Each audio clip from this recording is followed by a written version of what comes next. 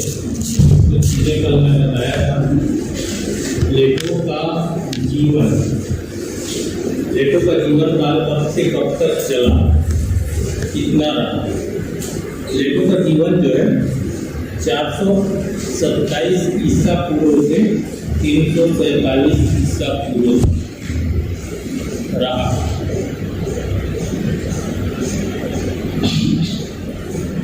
ईसा पूर्व मतलब जानते हो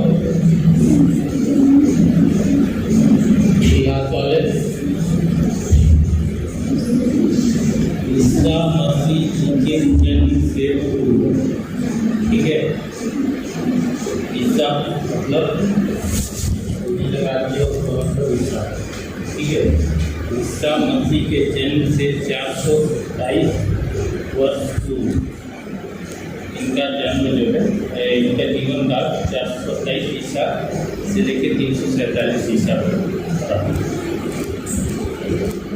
इनकी जीवनी हम लोग देखेंगे, लगभग जितने भी विचारक हैं सबकी जीवनी देखेंगे, उनके कौन कौन से पुस्तक है, रचनाएं हैं, कौन कौन से उन्होंने अपनी रचना में कौन कौन से अध्ययन पद्धति का प्रयोग किया है, और प्लेटो का सुकरात के ऊपर किस प्रकार प्रभाव था उसके बारे में हम पढ़ेंगे। प्लेटो ने आदर्श राज्य की जो कल्पना की, इस कल्पना का क्या क्या सिद्धांत था। प्लेटो का जो आदर्श राज्य था, आदर्श राज्य, वह अपने आदर्श राज्य को किस प्रकार चलाना चाहता था या उसके आदर्श राज्य का किस प्रकार नियम पालन था, ठीक है। मतलब वो जैसा राज्य चाहता था, आदर्श राज्य, उसके आदर्श राज्य के राजा को कैसा होना चाहिए, आदर्श राज्य के राजा और प्रजा के बीच कैसा संबंध होना चाहिए, प्लस राजा को कैसी नीति का प्रयोग करना चाहिए। इन सारी चीज़ों का अध्ययन जो है प्लेटो के आदर्श राज्य के सिद्धांत में होंगे, ठीक है। ये इम्पोर्टेंट है, प्लेटो का आदर्श राज्य का सिद्धांत।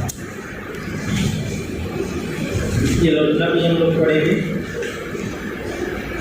और इसका न्याय सिद्धांत कैसा, मतलब एक किस प्रकार से आदर्श राज्य में किस प्रकार न्याय चाहता था, न्याय की नीति कैसी होनी चाहिए, और एक राजा को अपने प्रजा के बीच कैसा न्याय करना चाहिए, ठीक है। और इसके प्लेटो के न्याय सिद्धांत क्या क्या थे, उनकी विशेषताएं, जैसे हम लोग प्रक्रिया में पढ़ा ना, भारतीय राजनीति में संसद के बाद हमने पढ़ा वहाँ की न्याय व्यवस्था, भारतीय संविधान की विशेषता पढ़ा हमने, ठीक है। वैसे ही प्लेटो के आदर्श राज्य की विशेषता है, ठीक है। एग्जाम्पल जैसे हमने भारत की न्यायपालिका के बारे में पढ़ा, प्लेटो की न्याय व्यवस्था का सिद्धांत है, मतलब उसके न्याय व्यवस्था का क्या क्या सिद्धांत, ठीक है। ऐसे ही जो है प्लेटो अपना शिक्षा सिद्धांत भी बताया। प्लेटो जो है अपनी शिक्षा सिद्धांत में क्या क्या लागू करना चाहता था, किन किन लोगों को शिक्षा देना चाहता था, किन किन लोगों को शिक्षा नहीं देना चाहता, किन लोगों को वह शिक्षा देके राजा बनाना चाहता था, किन लोगों को वह शिक्षा देके सैनिक वर्ग में डालना चाहता था, किन लोगों को शिक्षा देके वो मजदूर वर्ग में डालना चाहता था। प्लेटो जो था 3 वर्ग में उसकी शिक्षा प्रणाली बटी, एक वर्ग, और प्लेटो का कहना था जो व्यक्ति ज़्यादा बुद्धिमान है उसको देश में शासन करना है, जो व्यक्ति के पास ज़्यादा ताकत है उसको सेना में भर्ती होना चाहिए, और जो व्यक्ति जो है मतलब जिसके पास बल नहीं है, बुद्धि नहीं है, उनको जो है उत्पादक वर्ग में रखता है, उनको जो है उत्पादक वर्ग में रखता है कि उन्हें जो देश में आवश्यक सामग्री है उन सामग्रियों को उत्पन्न करना चाहिए, जैसे खेती करना है, मजदूरी करना है। ठीक है, इसके लिए भी प्लेटो ने अपने शिक्षा सिद्धांत में कुछ चीज़ें बताया हुआ है। एक व्यक्ति को, मतलब व्यक्ति तो सभी हैं, लेकिन कौन बुद्धिमान है, कौन शासन करेगा, इसकी पहचान कैसे की जाए। प्लेटो इसका भी विचार बताया है कि मजदूर वर्ग, सैनिक वर्ग और एक उत्पादक वर्ग, इन तीनों वर्ग, मजदूर नहीं, ये राजा वर्ग, मतलब जिनको शासक वर्ग में रखना चाहिए, किनको सैनिक वर्ग में रखना चाहिए और किनको उत्पादक वर्ग में रखना चाहिए। इन तीनों का विधि भी बताया है।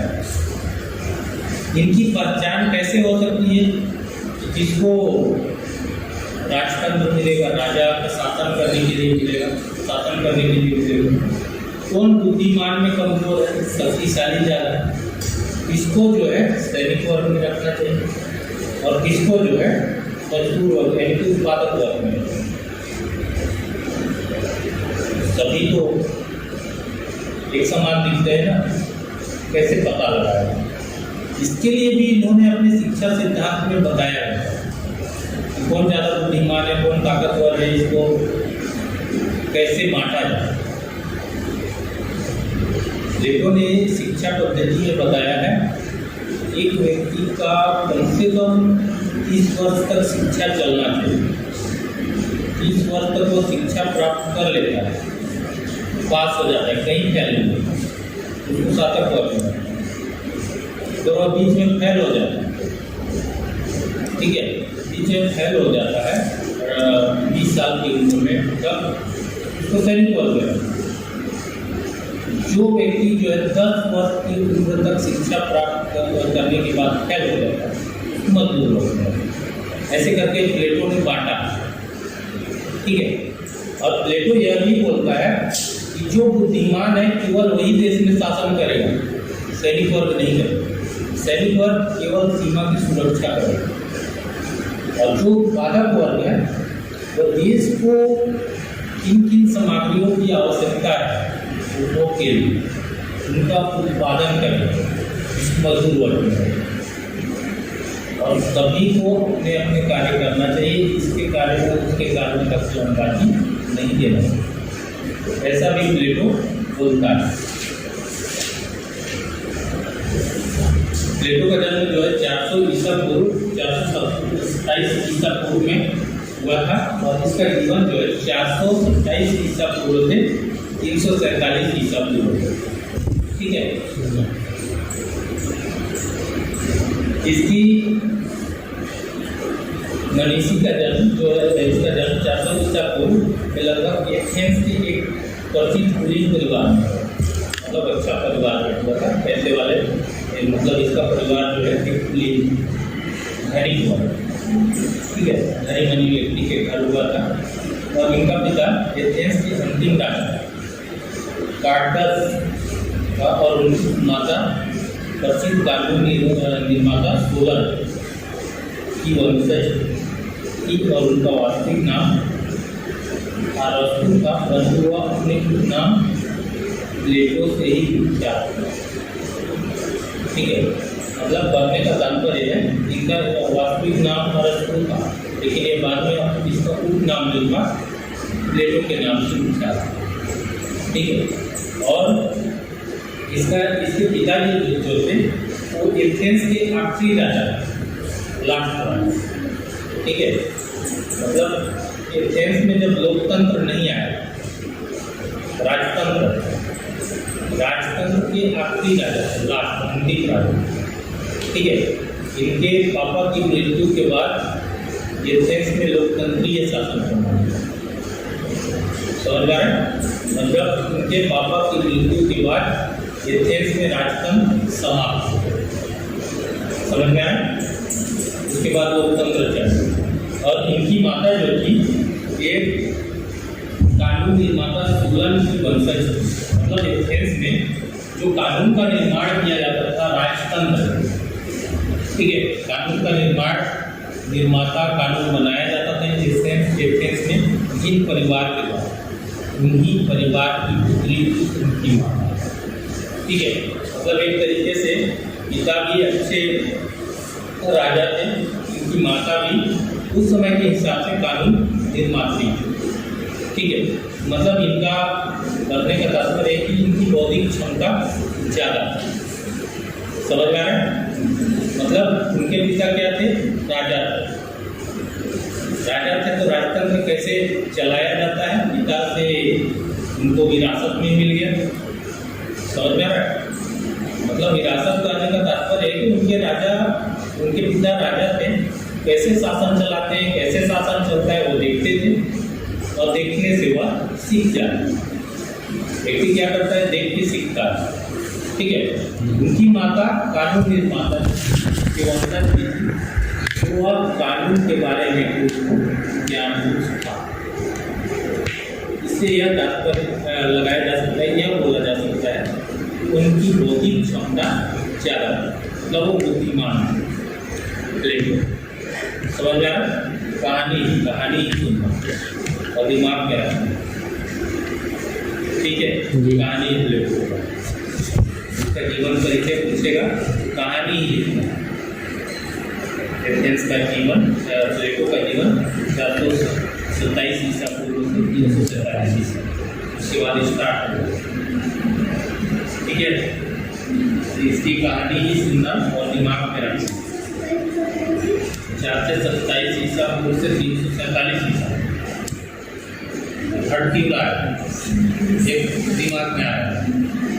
इतिहास के स्टूडेंट कौन बोल रहे, इतिहास के होके पूछ रही घट क्यों रहा।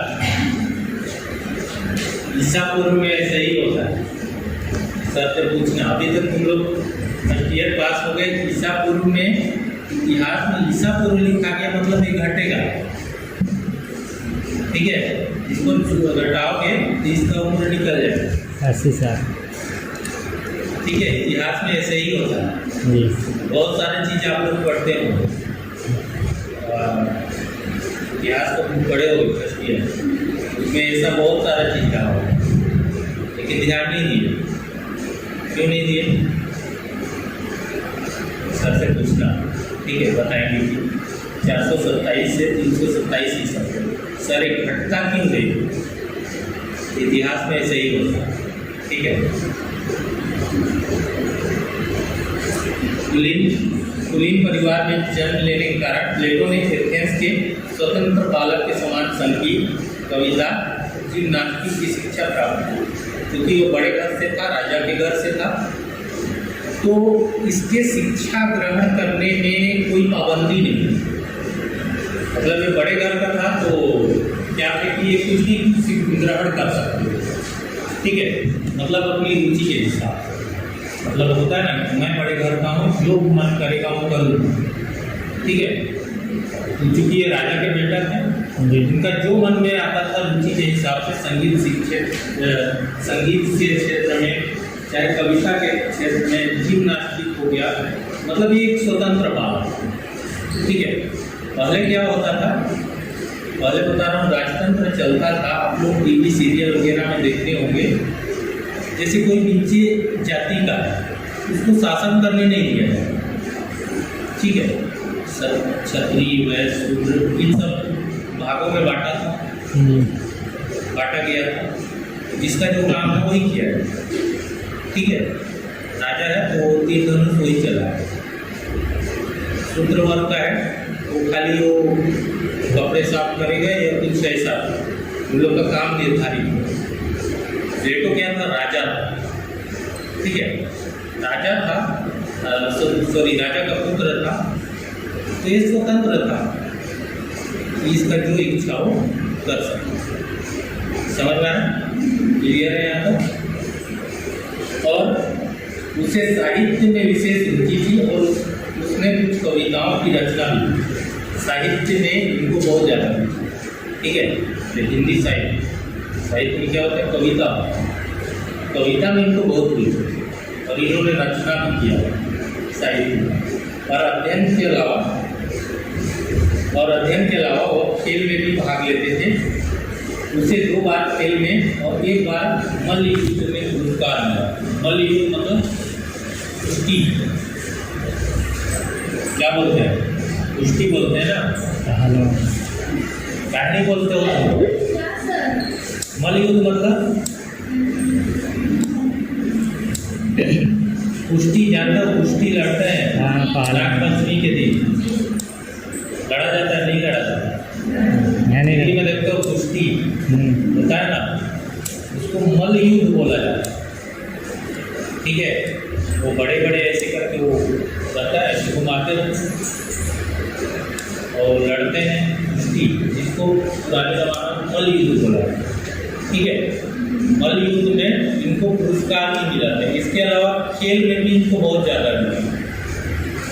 ध्यान में रखना, प्लेटो को काका में लिखी। ठीक है, इतना बड़ा कहानी अगर हिंदी पूछ लिया। ठीक है, और पेलोपोनियन युद्ध में इन्होंने भाग लेकर अपने वीर सैनिक होने का परिचय दिया। पेलोपोनियन का जब युद्ध हुआ था तो इन्होंने क्या किया था, सैनिक के रूप में भाग लिया। ठीक है, और वीर होने का इन्होंने साहस भी किया, साहस का परिचय भी दिए। मतलब इन्होंने सैनिक वर्ग में भी भाग लिया कि राजा का पुत्र है, जो मन में आएगा वो करेगा। ठीक है, स्वतंत्र था और लगभग 20 वर्ष की उम्र, 20 वर्ष की अवस्था में प्लेटो सुकरात से संपर्क हुआ और उसके विचारों से प्रभावित होकर वह उनकी मंडली का सदस्य बना।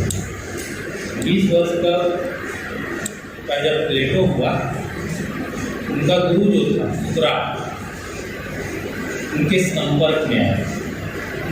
ठीक है, और संपर्क में आने के बाद उस समय सुकरात क्या करता था, मंडली चलाता। मंडली जानते हो, गाँव में जाके जो बाजा बजाते हैं। ठीक है, उस समय गाँव जाके जगह जगह जाके शिक्षा दिया जाता है, मंडली बना। ठीक है, सुकरात उसी समय प्लेटो जो है सुकरात के संपर्क में है और उनके विचारों से इतना ज़्यादा, सुकरात के विचारों से इतना ज़्यादा प्लेटो प्रभावित हुआ कि वह उनकी मंडली को ज्वाइन कर दिया, मंडली में शामिल हो गया। ठीक है, और मंडली का सदस्य बन जाता है। और उस समय प्लेटो का विचार एथेंस में राजनीतिक जीवन अपनाने का, और उस समय प्लेटो का विचार एथेंस में राजनीतिक जीवन अपनाने का था। पर वह 8 वर्ष तक सुकरात के निकट संपर्क में रहने के कारण उसमें एक द्वंद्व उत्पन्न हुआ और द्वंद्व पर प्रकाश डालते हुए सिंसेलियर ने लिखा है कि अपने कुलीन परिवार से प्राप्त प्रभाव के फलस्वरूप प्लेटो सक्रिय राजनीति में भाग लेने को उत्सुक था और सुकरात का उदाहरण उसके राजनीति से विलग करने को बाध्य करता है। मतलब कहने का तात्पर्य है, इस वर्ष की उम्र के बाद यह अपने पिता के उत्तराधिकारी के रूप में राजा बनने वाला। क्या होता था राजतंत्र में, पिता के बाद उसका पुत्र जो है राजा बनता।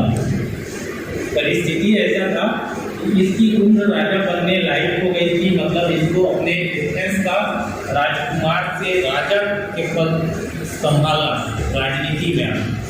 लेकिन जब ये सुकरात के संपर्क में आता है, सुकरात के विचार और इसके जो राजतंत्र के विचार दोनों मेल नहीं खाते। मतलब एक तरीके से इससे राजनीति में आना था, राजा बनना था, और दूसरी ओर जब ये सुकरात के संपर्क में आया, इनके संपर्क में आने से ये पता चला कि सुकरात जो है इनको राजनीति से दूर रखना है। ठीक है, इनका जो है एक तरीके से राजा बनने का इनका दायित्व था, दूसरी ओर इनका गुरु के जो विचार था वह इनको राजा बनने से मना किया। समझ में आ रहा है? मतलब कहने का तात्पर्य है कि एक ओर से इनको विरासत में राजनीति मिल रही थी, गद्दी मिल रही थी, और दूसरी ओर इनका गुरु था जो इनको ऐसे ज्ञान दे रहा था कि गद्दी या राजा बनना कोई बड़ी बात नहीं है, ये सब भौतिक सुख सुविधाएं हैं ऐसे का। ठीक है, तो इसके बाद होता क्या है,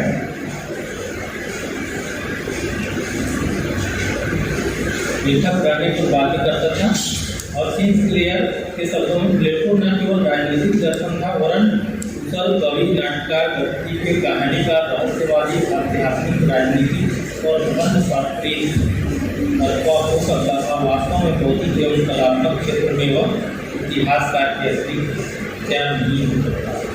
मतलब प्लेटो के अंदर बहुत सारे गुण, वह एक कवि था, एक कुशल कवि भी था, नाट्यकार भी था, गणितज्ञ भी था, मतलब गणित का उसे बहुत ज़्यादा नॉलेज था, कहानीकार भी था, अच्छा लेखक का कहानी लिखा।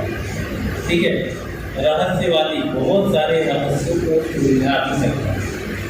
ठीक है, और वह अध्यात्मक था, उसके अंदर बहुत सारे शिक्षा वाले गुण थे, आध्यात्मिक गुण थे।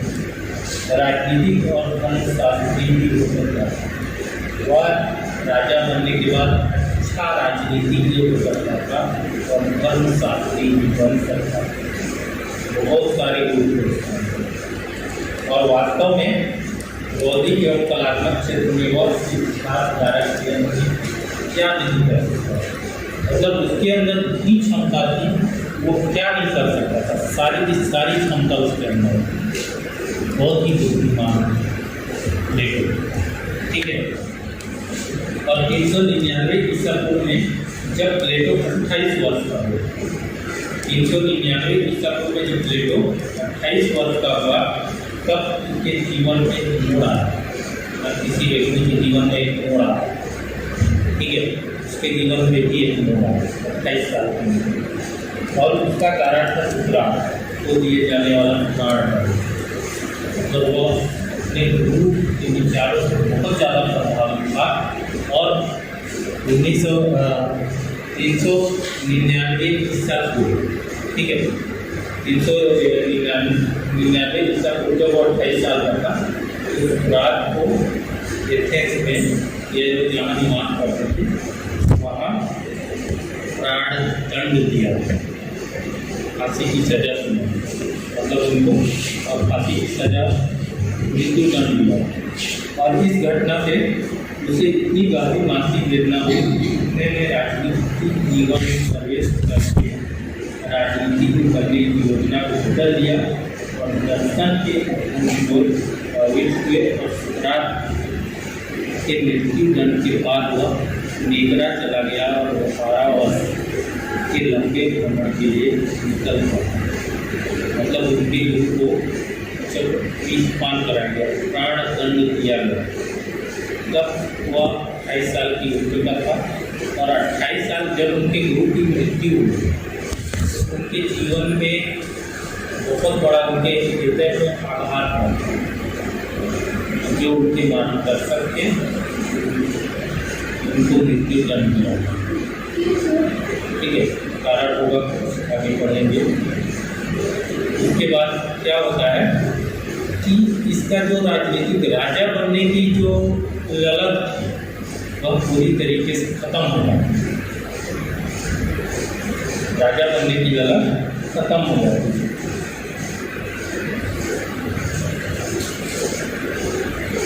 और यह दर्शन के अध्ययन की ओर आलोक होते हैं, मतलब ये दर्शन शास्त्र के अध्ययन के लिए निकल गए। मतलब अब मेरे को राजा नहीं बनना है, राजनीति भी नहीं बनना है, अब मेरे को दर्शन शास्त्र का अध्ययन करना है। और वह दर्शन शास्त्र के अध्ययन के लिए निकल जाते हैं और बाद में वह 12 वर्ष के लंबे भ्रमण के लिए निकलते हैं, मतलब वो 12 वर्ष के लंबे भ्रमण के लिए निकल जाते हैं। ठीक है, और कहा जाता है कि इन वर्षों में प्लेटो ने अफ्रीका, मिस्र, फारस, बेरिगन, ये सब जो विदेशी राष्ट्र है ना, इटली, सिसिली आदि देशों की यात्रा की। इन सभी का कुछ नाम अलग अलग है, अभी जैसे फारस का फ्रांस हो गया, ऐसे नाम चेंज कर दिया गया। और बार्कर का मत है कि इन वर्षों में प्लेटो ने अपने ग्रंथ और रिपब्लिक को अधिकार अधिकांश भाग की रचना की।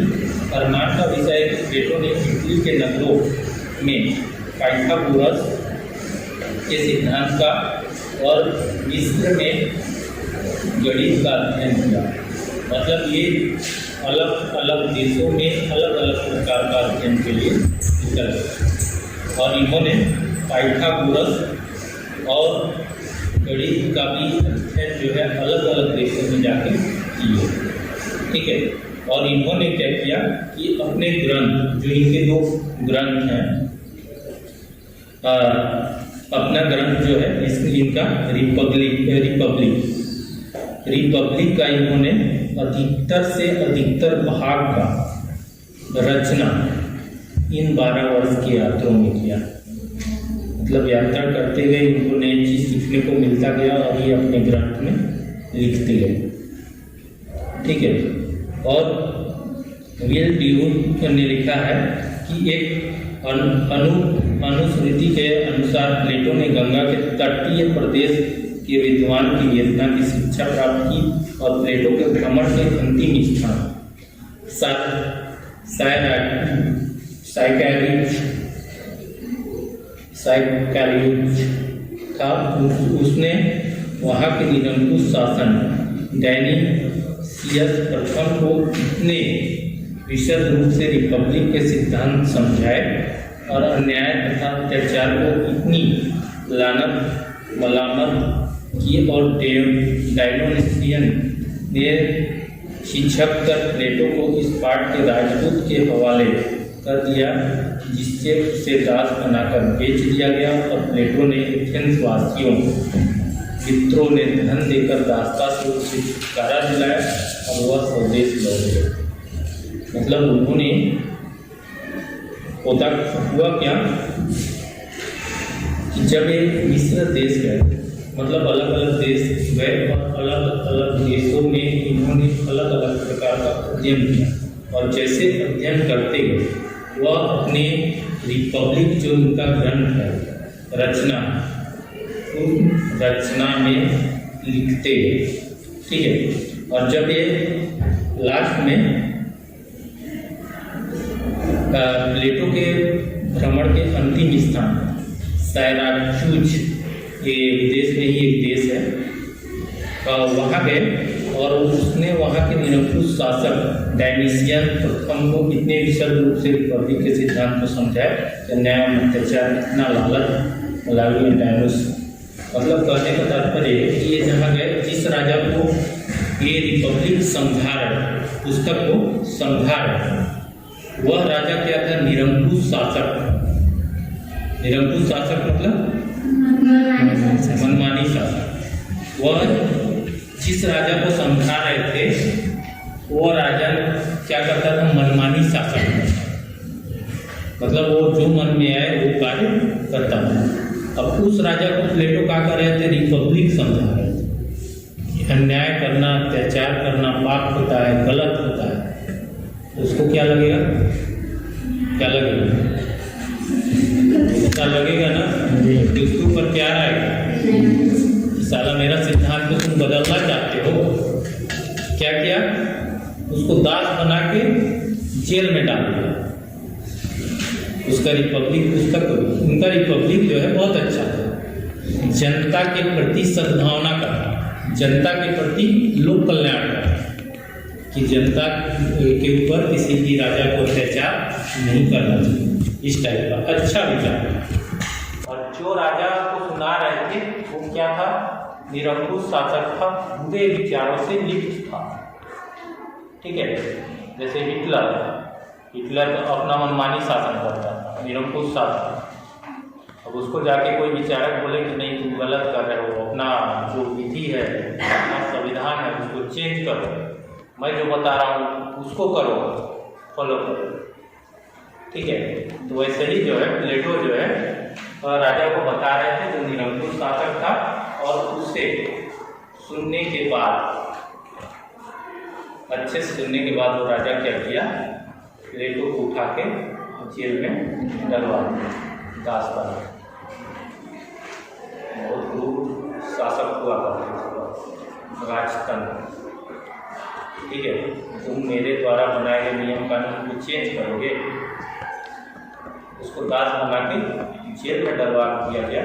और बाद में एथेंस के प्लेटो के जो मित्र थे, उन मित्रों ने प्लेटो को क्या किया, दास बनाए गए थे तो उनको पैसा देके छुड़वाया और बाद में प्लेटो क्या किया, अपना देश वापस लौट गया। ठीक है, और उसके बाद होता यह है कि 361 ईसा पूर्व प्लेटो के मित्र ड्रायन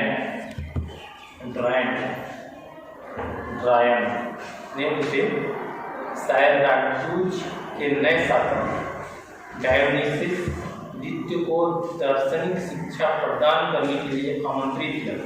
प्लेटो ने इस आह्वान को अपने दार्शनिक शासक की कल्पना को साकार बनाने का अवसर समझा, परंतु 30 वर्षीय परंपरागत निरंकुश शासक को अपने विचारों से प्रभावित करने में असफल होने के कारण वह अपनी अकादमी को लौट आया और यहीं रहकर उन्होंने दर्शन के अध्ययन, पुस्तकों के लेखन एवं अकादमी के संचालन में अपने जीवन के शेष वर्ष व्यतीत किए और 347 ईसा पूर्व में 80 वर्ष की उम्र में उन्होंने अपने नाश्वर शरीर को त्यागा। यहाँ हुआ क्या, उसका जिसको शिक्षा दे रहे थे रिपब्लिक का, वह राजा क्या किया, प्लेटो को उठा के जेल में रखा। ठीक है, उसके बाद वो राजा मरता है, जब उसकी मृत्यु हो जाती है उसका पुत्र गद्दी में बैठता है। प्लेटो को आमंत्रित किया जाता है फिर से कि आप उस राजा को आके शिक्षा दें। समझ में आया? जिस राजा को शिक्षा दे रहे थे वो राजा की मृत्यु हो जाती है, मृत्यु के बाद उसका पुत्र गद्दी पे बैठता है, तो प्लेटो को फिर से आमंत्रित किया जाता है, क्योंकि प्लेटो बहुत बड़ा विद्वान था। ठीक है, तो शिक्षा देने के लिए फिर से जो है प्लेटो को आमंत्रित किया जाता है। प्लेटो सोचता है कि अब जो है मैं अपना रिपब्लिक जो लिखा था पुस्तक, उसको उस राजा के पुत्र के दिमाग में डालूंगा, और पुत्र के दिमाग में डालूंगा तो वो अपने राज्य में मेरे रिपब्लिक जो लिखा गया ग्रंथ है उसको वो अपने राज्य में लागू करेगा, वहाँ की जनता सुखी होगी। लेकिन 30 वर्ष तक वह राजा अपने पिता के साथ रहा, उसे निरंकुश शासन का प्रभाव उसके अंदर ज़्यादा था। प्लेटो क्या किया, अपने जो आदर्श राज्य थे, जो रिपब्लिक था, उनको उसके दिमाग में डालने में असफल रहा। काहे कि वह जिसको शिक्षा देने गया था वह निरंकुश शासक से ओतप्रोत था, मतलब उसका पुत्र जैसा है, बोलते हैं ना बांस के घूंट में बांस ही पैदा होता है, ये कहावत है ना। तो उसका पिता जो है निरंकुश शासक था, तो जनरल सी बात है उसका बेटा भी निरंकुश शासक होगा। उसके बेटा के दिमाग से भी निरंकुश शासक को हटाने में वो क्या हुई, असफल हुई, सफलता नहीं मिला, और लास्ट में वो अपने अकादमी को वापस लौट गए और उन्होंने अपने अकादमी में फिर से दर्शन शास्त्र की शिक्षा स्टार्ट की, और वहाँ के जो विद्यार्थी थे अकादमी में उनको शिक्षा देना चालू किया। ठीक है, और वहाँ जाके उन्होंने और बहुत सारे ग्रंथ लिखे, और 80 वर्ष की उम्र में प्लेटो की वही मृत्यु होती। ठीक है, मतलब कहने का तात्पर्य है प्लेटो क्या करता था, अपना जो ग्रंथ था रिपब्लिक, उसको बोले तो एक प्रकार से संविधान था। ठीक है, उनका ग्रंथ जो था एक प्रकार से संविधान था, उसको मानो, और वह संविधान जो रिपब्लिक था वह आदर्श राज्य की व्याख्या करता है। हमारा देश कैसे किससे चलता है, संविधान। हमारे जो प्रधानमंत्री हैं, मुख्यमंत्री हैं, क्या चीज़ फॉलो करते हैं, संविधान को फॉलो करते हैं। ठीक है, प्लेटो भी चाहता था कि रिपब्लिक एक क्या था, उसके द्वारा लिखा गया एक संविधान था, उसमें राजा को कैसे शासन करना चाहिए, प्रजा के प्रति कैसा व्यवहार करना चाहिए, कैसे न्याय व्यवस्था होना चाहिए, उस ग्रंथ में टोटल चीज़ लिखा हुआ, समझ में आया। और उसको वह हर राज्य में लागू करवाना है। वो सोचता था कि राजा को मैं बताऊंगा तो राजा इस नियम को फॉलो करेगा, लेकिन कोई भी राजा उसके कुछ संविधान को, लिखे गए संविधान को मानने के लिए तैयार नहीं, ठीक है, मानने के लिए तैयार नहीं, क्योंकि उसमें जनता का ही छुपा हुआ है।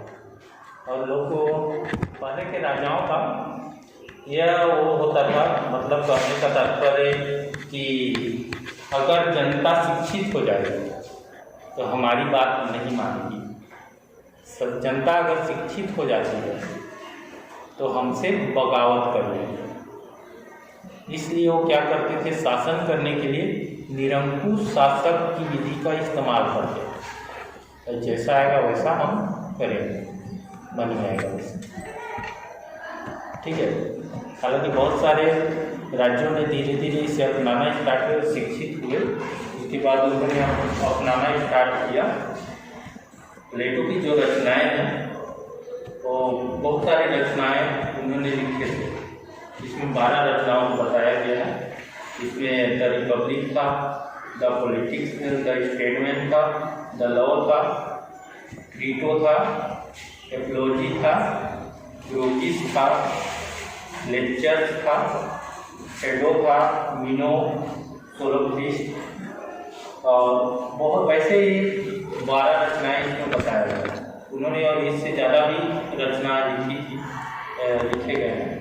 लगभग उनकी रचना 36 से 38 थी, 36 से 38 पुस्तक लगभग उन्होंने लिखा। उसमें से जो प्रमुख ग्रंथ या रचना था उनका वो रिपब्लिक को उन्होंने बहुत अच्छे से लिखा और बहुत सारे बहुत उसमें आदर्श राज्य के बारे में ही लिखा गया है। और इसके केवल 28 प्रमाणिक स्वीकार मतलब उन्होंने अनुमानित 36 से 38 ग्रंथ लिखा था, जिसमें से 28 प्रमाणिकता प्राप्त, 28 ग्रंथ प्रमाणित है, ठीक है।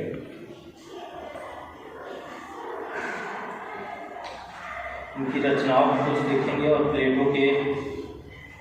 प्लेटो की शैली या पद्धति, वह अपने अध्ययन पद्धति में किस शैली का प्रयोग करता है, बाकी तक देखेंगे पूरा कहानी, ठीक है। इसमें याद करने वाले, इसमें आप लोग को पॉइंट बनाना पड़ेगा पेपर, ठीक है। जैसे प्लेटो का आदर्श राज्य का सिद्धांत क्या है, ये इम्पोर्टेंट पूछता है, ठीक है। प्लेटो के आदर्श राज्य या इसकी आलोचना के बारे में, न्याय, प्लेटो के न्याय सिद्धांत के बारे में बताइए, न्याय सिद्धांत की व्याख्या कीजिए, ठीक है। ये सारी चीज़ें इम्पोर्टेंट हैं।